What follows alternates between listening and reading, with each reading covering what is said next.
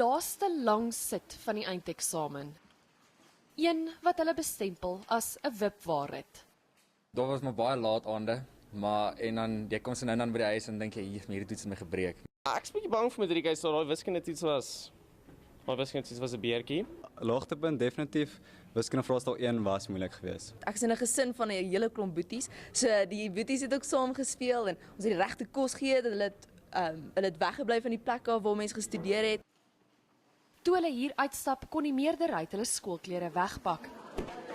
Nog net diegene wat onder meer musiek, kuns en inligtingstegnologie skryf, moet weer kom aanmeld.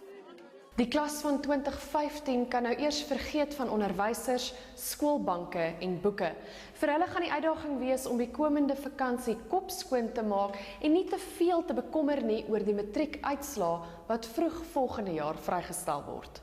Ek dink ek wil gaan slaap want na hierdie paar weke het ons slaap beroof. So dit sal lekker wees. Ek dink ek gaan net 'n lekker broodhuis gaan eet. Ek weet nie. Dit is vir roofhuis. Ons gaan 'n bietjie see toe, bietjie swem, nog 'n bietjie swem en dan weer 'n bietjie swem.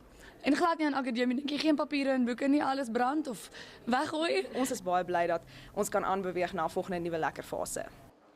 Byna 700,000 matrieks het vanjaar die eindeksamen afgelê. Danielle van Heerden, Unies, Centurion.